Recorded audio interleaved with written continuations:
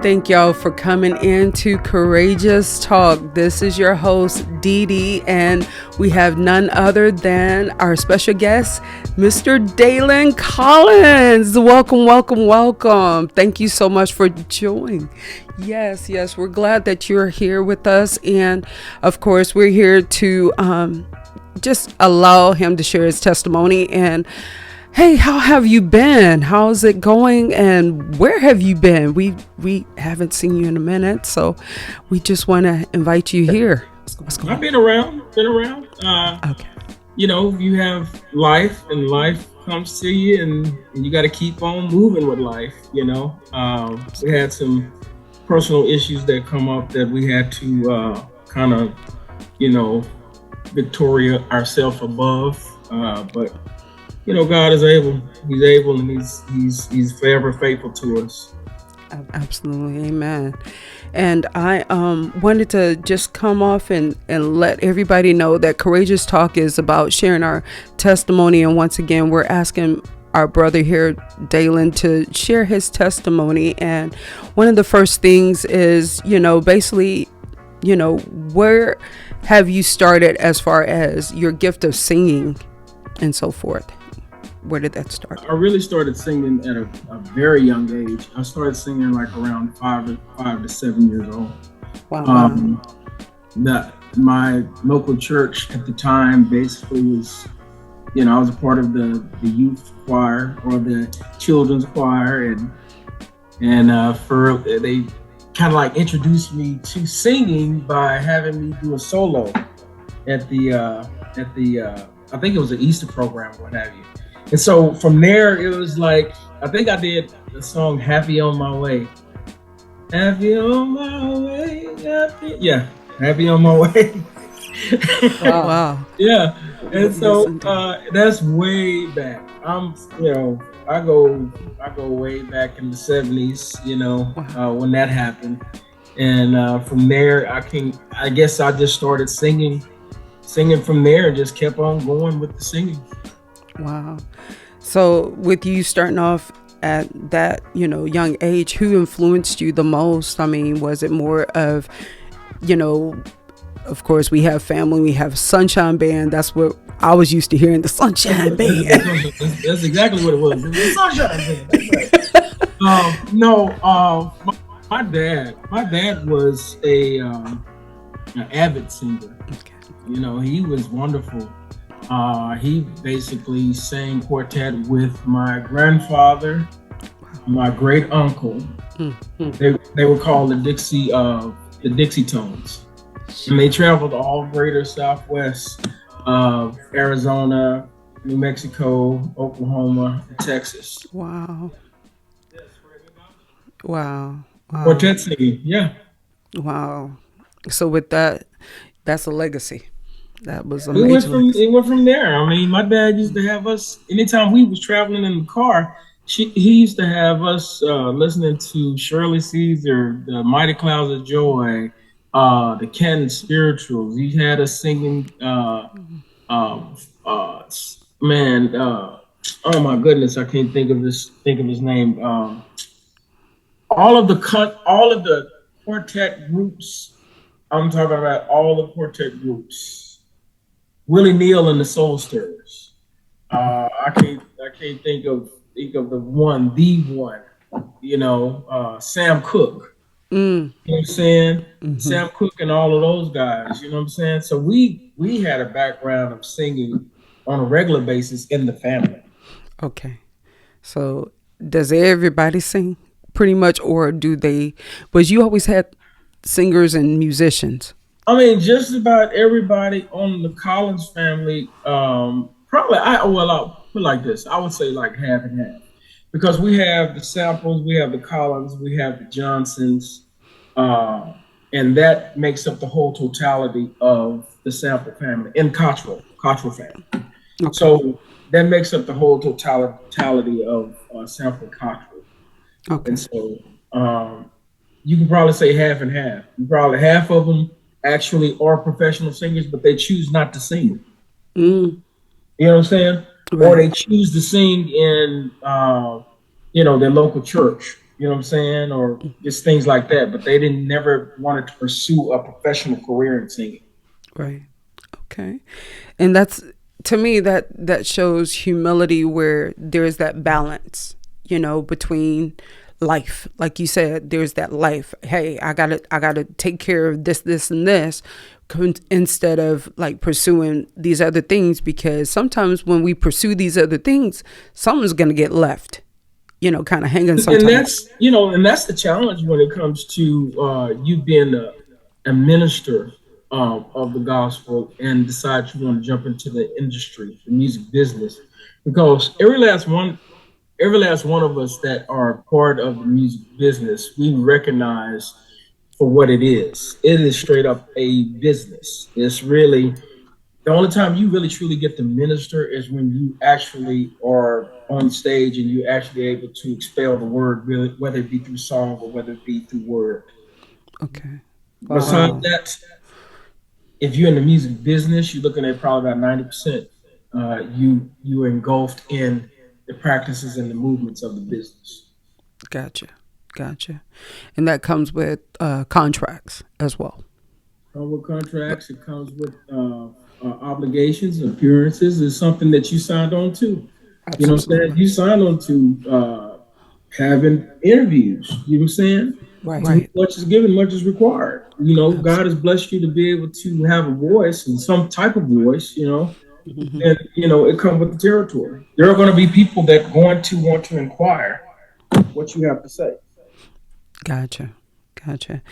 And was there much of a, well, I could tell that there's much family support. What about influences during your upbringing? When I'm saying upbringing, of course, yeah, you have the Sunshine Band, and that's, the Sunday school teachers, everybody sing baby, you hear that support. But then also, were you active even through your school age years, from middle school to teenager? Were you kind of, like, some people I've heard are shy and kind of more reserved, like, man, I didn't know you could sing. I was extremely shy. I was extremely shy when I first No. started singing, Yeah. openly.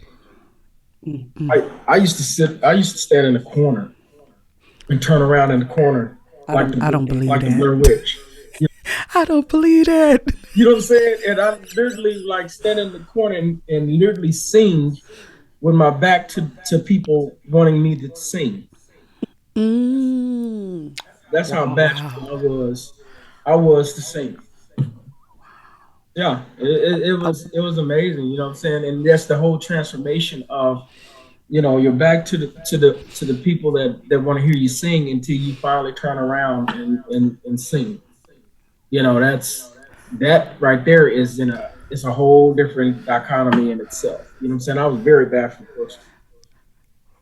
Now you know I, me. oh, I'm talking here off now. right, I'm a talking person now. You know right, what I'm saying? right. But I've literally in my nature, I'm a quiet person. Gotcha.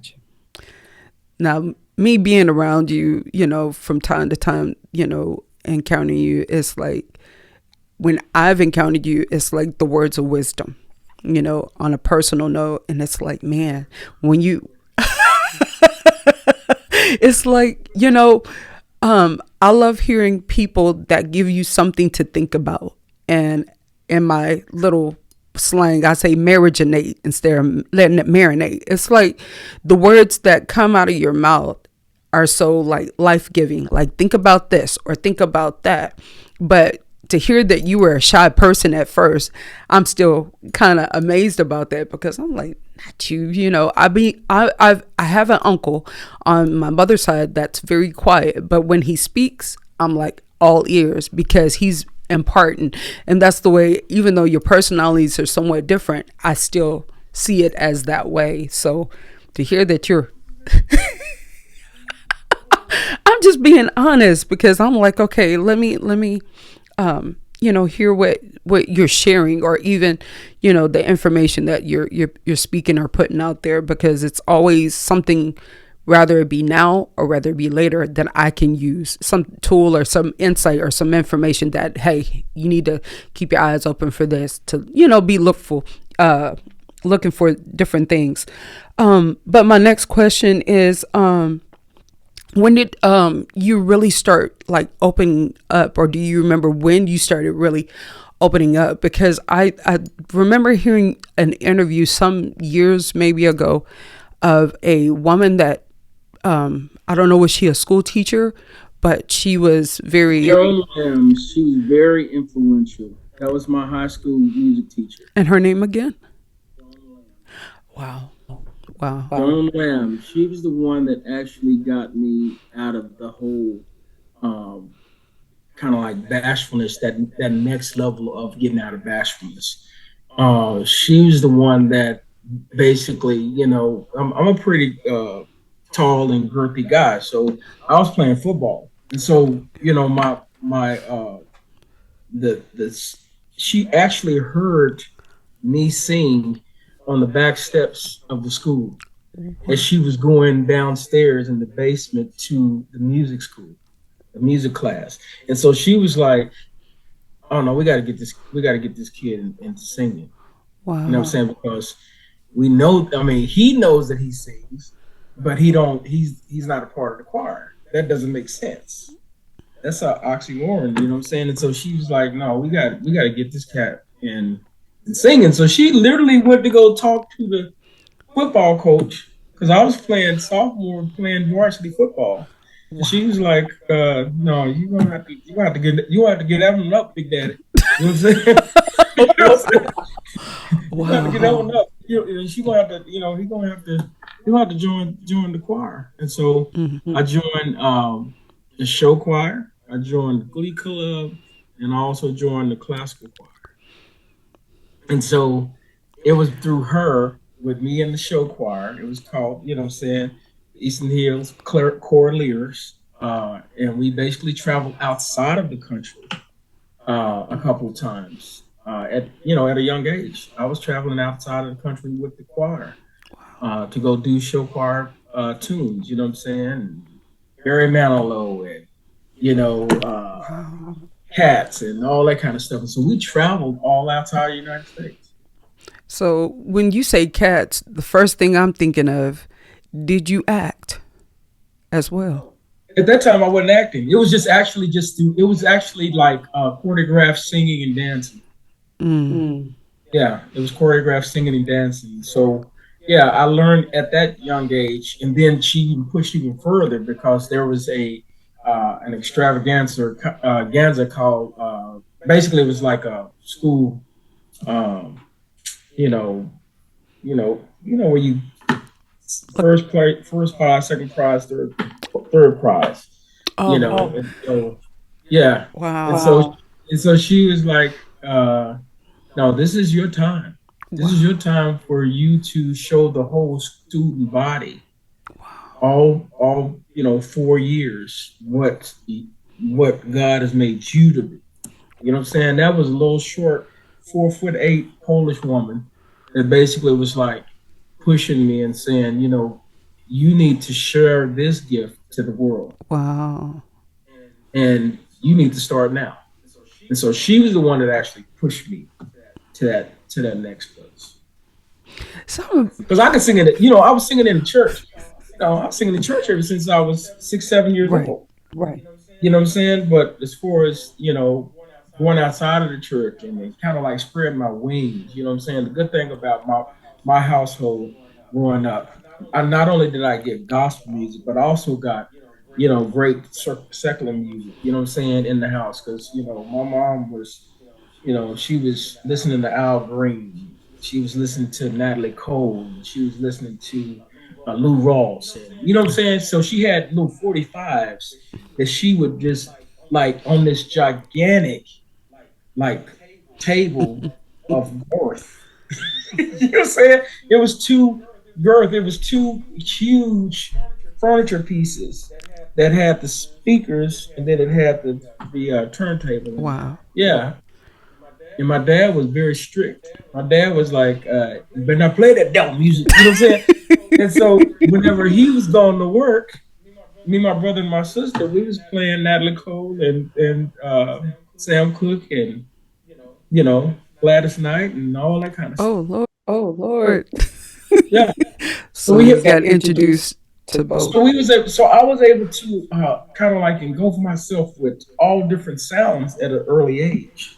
Mm. Not to mention that I went to at that time, you know, uh, Nancy can adjust to this. Eastern Hills was like 95% white at that time.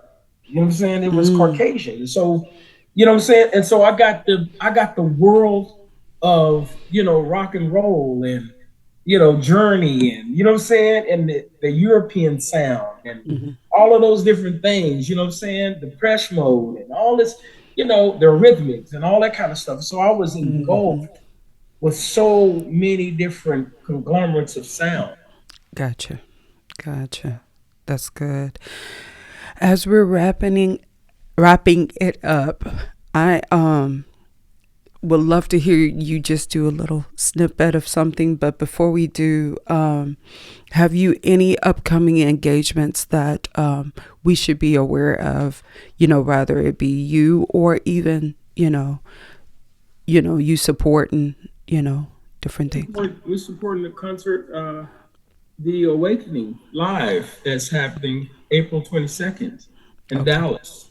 Awesome. You can go to Eventbrite right now, purchase tickets and download or be able to get your tickets there. Yeah. Awesome. Yeah, Awesome. and there's other things we're going to get involved in. We're going to pull up a stage play at the end of the year.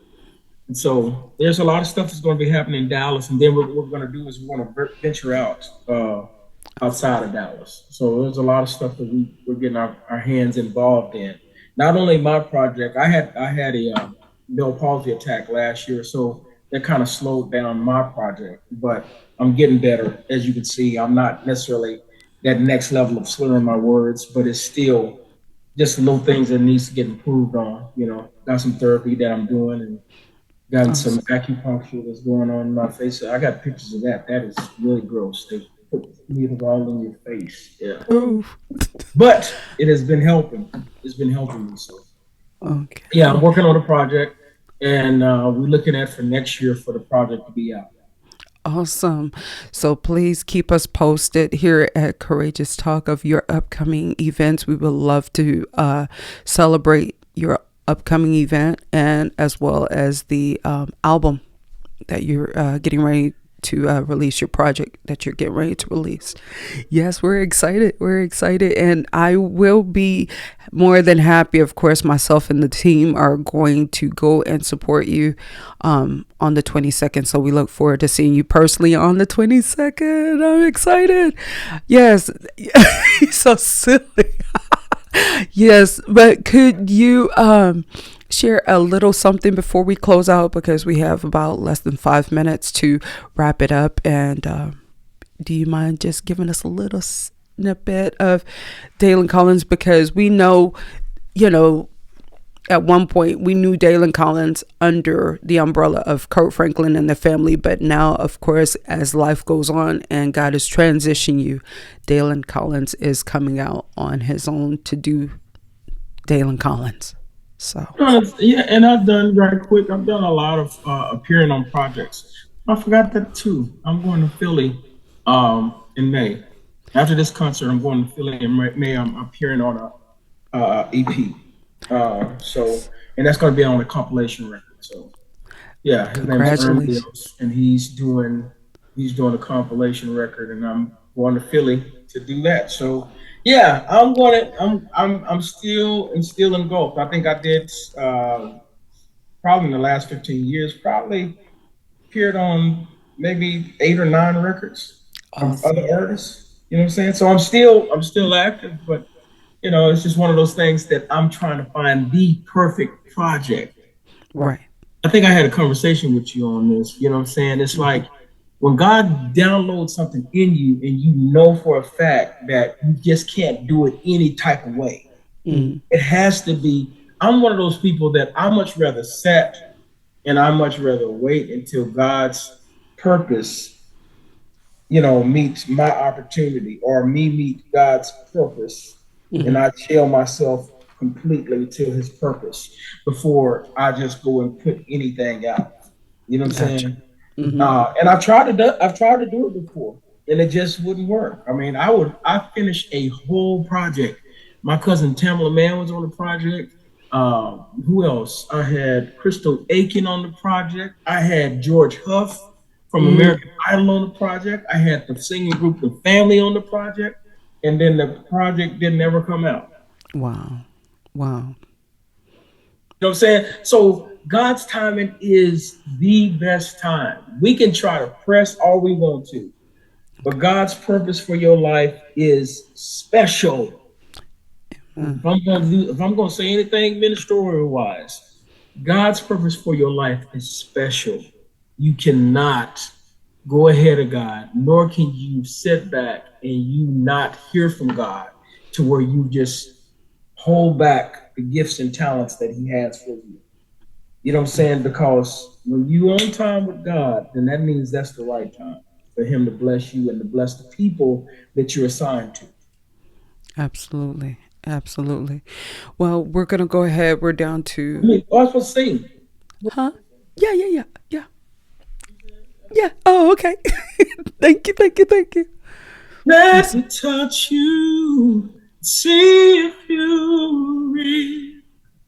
Even though we know hard hands can heal. But sometimes I get discouraged, and I need your strength and shield. Oh, Jesus, let me touch you, see if you will. Sometimes to me you seem so far away, and I wonder how just to make it through the day. But if I could touch in your garment, the power I know I can feel. Oh, Jesus,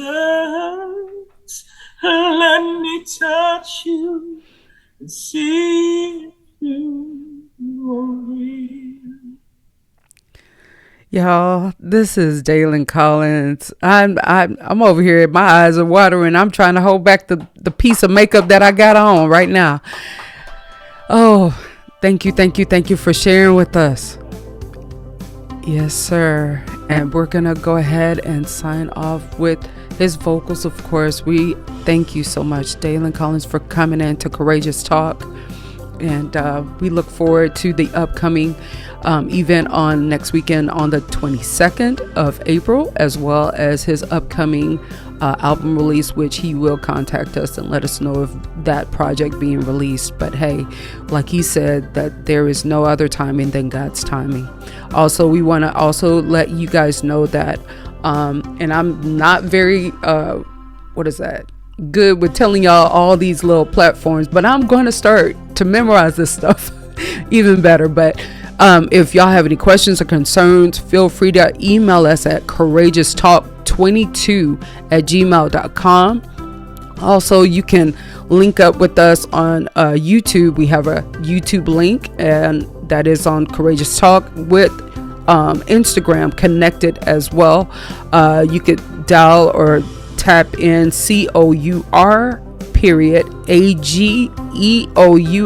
talk and log in, and you will find us, and also find this interview with our brother Dalon Collins, and along with other historical events that has taken place before. So we're still up and going, and we look forward to seeing you guys again. This is your host Dee Dee, and we thank you for tuning in to Courageous Talk. Y'all take care.